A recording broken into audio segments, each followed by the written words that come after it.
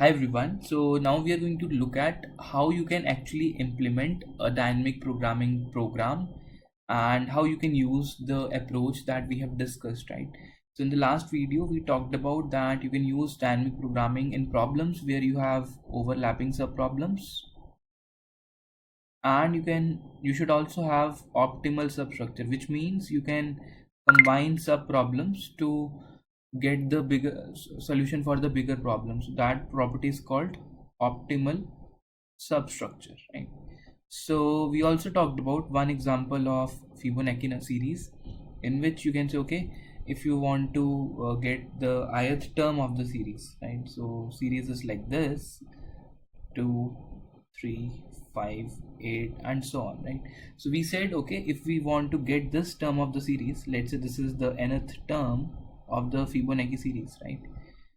So we came out with a very simple recurrence that the nth term is nothing but the sum of previous two terms, right?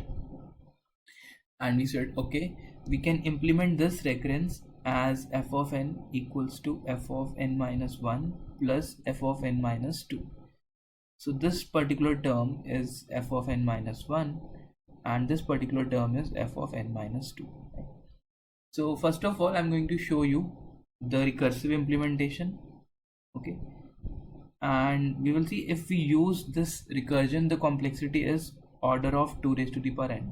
So this is exponential complexity. This is pretty bad. So this is a bad complexity, right? What we will do, we will use dynamic programming to optimize this complexity, and if we use a DP based solution, the complexity will be order of n. And when we talk about DP, we will discuss both the top down approach and we will also discuss the bottom up approach, right? So let's get into the coding and start implementing our code. Okay, so first of all, I will make one function int fib which accepts n, and as you know, the base case, right? So in the base case, we need to give these two values if n is 0 or if n is 1, right? Then my answer is going to be n itself, right? So okay, so in any recursive program you will have a base case. If n is 0 or you can say n is 1, you can return n. Else you can say, okay, you do not know the answer, so your answer for the nth term would be fib of n minus 1 plus fib of n minus 2. And let me just say, okay, let me return the answer. So this is how you will actually implement a Fibonacci series program using recursion, and let us try to get the output for nth Fibonacci number, right? So let's say out fib of n. Okay, let's build the program and let's run it.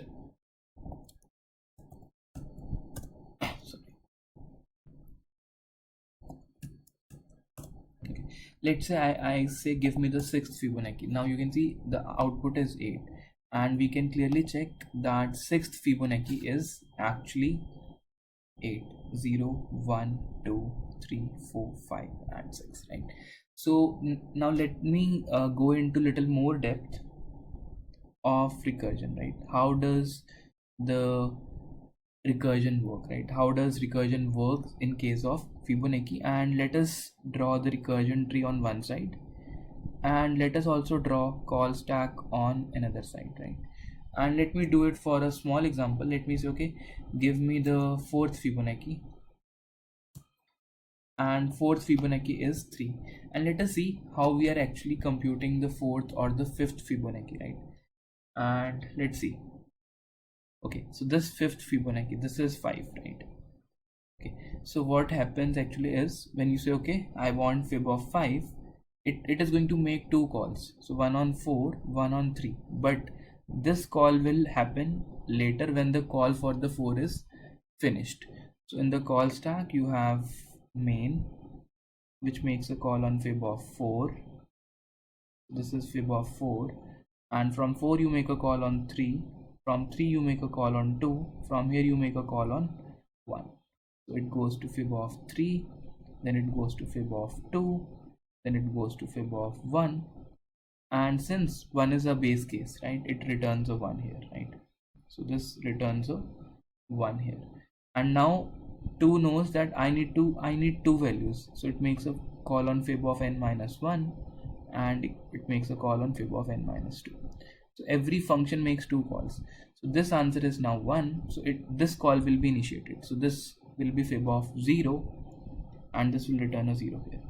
So it gets an answer as 0. So it will add up the two values and it will return 1. So 2 will also return 1. And 2 gets popped off from the call stack. So let me just erase this and so on, right? Okay, now you have fib of 3, and again it is going to make a call on fib of 1 because 3 is also going to make 2 calls. So it returns a 1 because it's a base case, and now fib of 3 returns a 2. So this returns a 1, and it already had one answer which is 1, so it adds them up and returns 2. So fib of 4 had actually made 2 calls, one on fib of 3 and another call will be made on fib of 2. So what will happen, these two will go off from the call stack and you will make a call on fib of 2. Okay, so you will make a call on fib of 2. So now fib of 2 is there in the top of the stack. So let me just erase this. And again fib of 2 will make 2 calls, one on fib of 1 which gives 1 to it, another call on fib of 0 which gives 0 to it, right?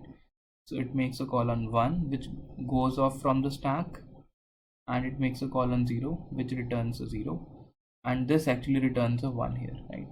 And now 4 is going to return 3, and finally 5 is going to make a call on 3, and again the same story is going to get repeated. So remember how we computed fib of 3. So fib of 3 will be computed now. So in main you had made a call on fib of 5. So in main you make a call on fib of 5 which makes a call on fib of 3, right?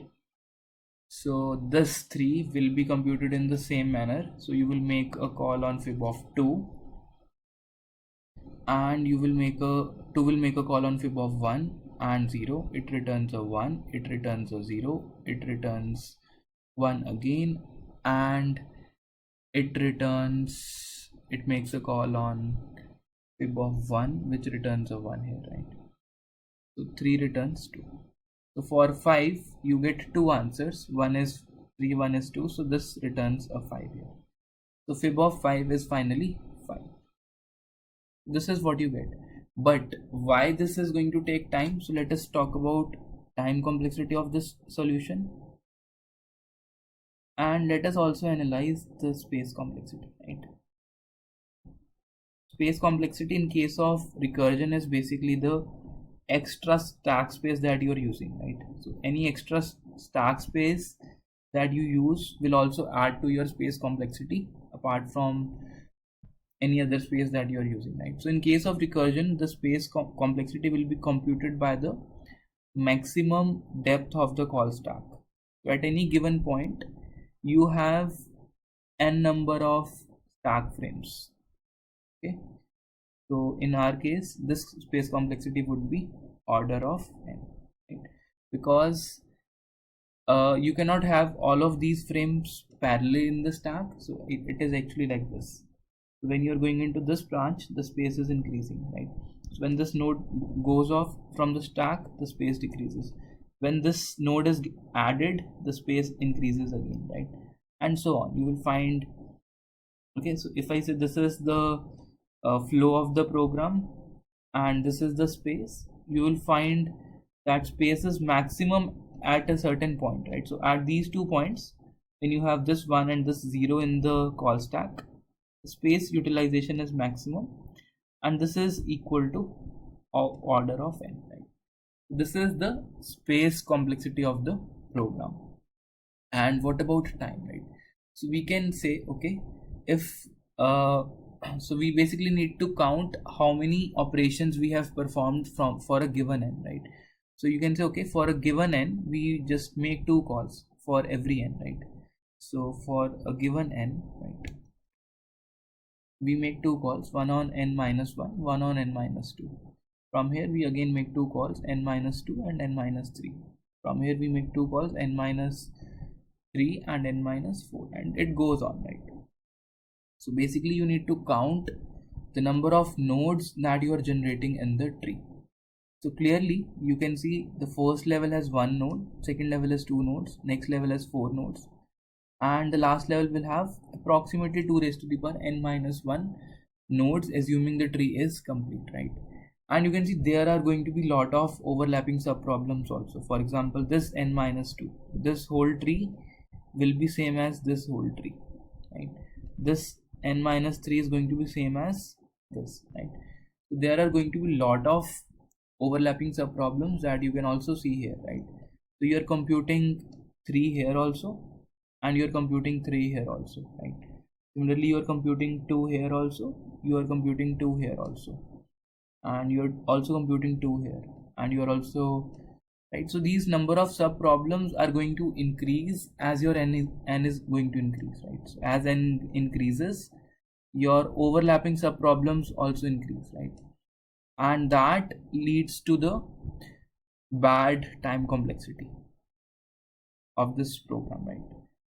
And if you carefully analyze how many operations you are going to do for a given n, you can clearly say, okay, the total number of steps involved is 1 plus 2 plus 4 plus up to 2 raised to the power n minus 1.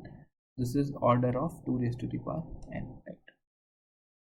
So this is the time complexity of the program. So we can say, okay, the time complexity is order of 2 raised to the power n. Now why do we need DP? We need to bring this complexity down, right? Let us analyze how we can use DP, and in the next video we will write the top down solution for Fibonacci, right? It will be a DP solution that we will see in the next video. So thanks a lot, see you guys in the next part.